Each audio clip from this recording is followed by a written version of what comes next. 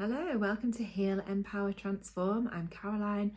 I'm a clinical hypnotherapist, and I'm going to talk to you today about the most important relationship you will ever have. That is the relationship with yourself. Today, I'm going to share with you some practical tools and tips on how to actively work on and improve the relationship that you have with yourself. If you have a strong sense of self-worth and a positive self-relationship, then you're less likely to seek external validation from other people. When we seek external validation from other people, this can lead us into unbalanced and non-authentic relationships.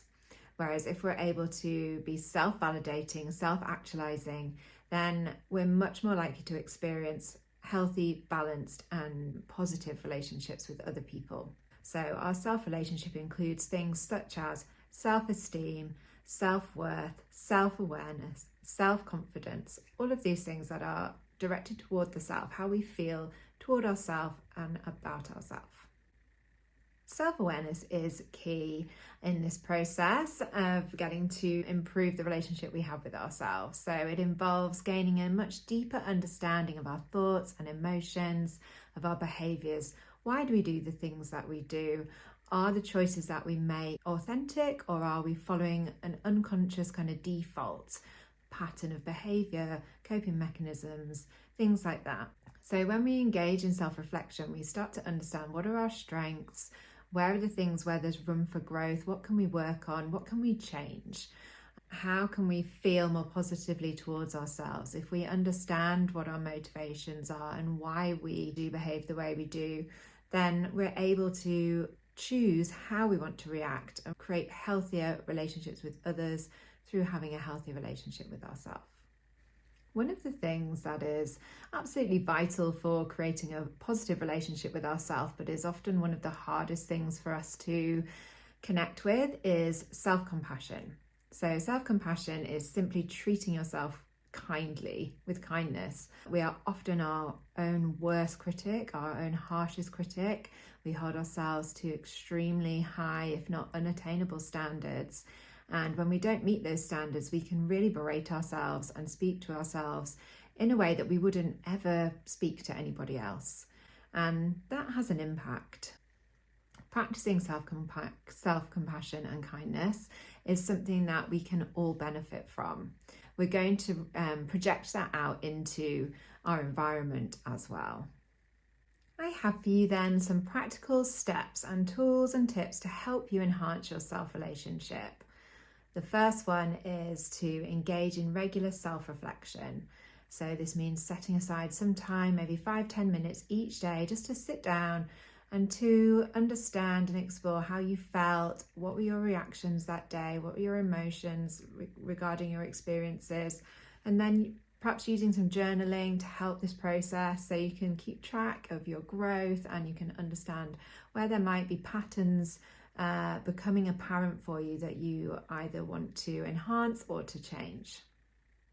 The second one is to define and get clear on your personal values. So getting clear on what really matters for you, understanding these core values and what are the core beliefs that you have actually about yourself, about the world. Are they authentic? Are they true? Are they aligned with who you actually are? Because these core values and core beliefs act as like a compass, as like a kind of guide for us. And if they are perhaps outdated or not aligned with who we truly are, then we can find ourselves getting really lost. Number 3 is to practice mindfulness in some way. So mindfulness is simply being present in the moment.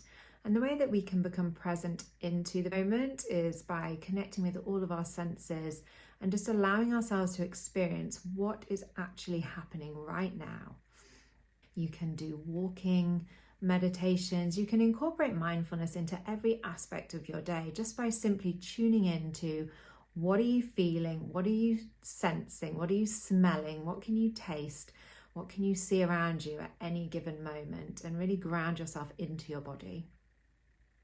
And finally, I just want to say a couple of words about self-authorship.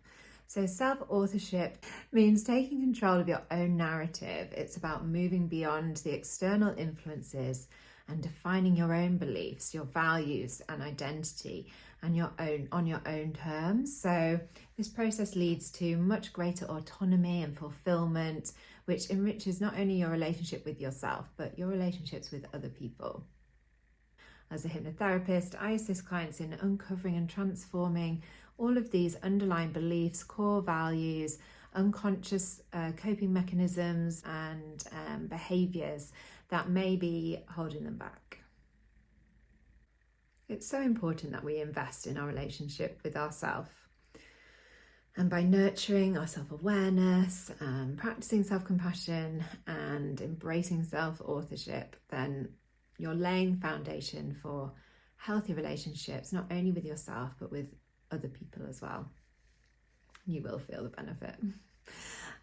So just remembering then that this relationship that we have with ourselves is the most important relationship that we will ever have, and spending some time in making sure that we are feeling positively towards ourselves, and we are then able to engage and experience and enjoy positive relationships with other people. Thank you for joining me today on Heal, Empower, Transform. If you found this helpful at all, then please do like, share and subscribe. You'll be finding lots more insights on personal growth and well-being, meditations, explainers, tips, tools, resources, all sorts of things coming on my channel. So I look forward to sharing that with you and wishing you a fulfilling journey towards a deeper connection with yourself.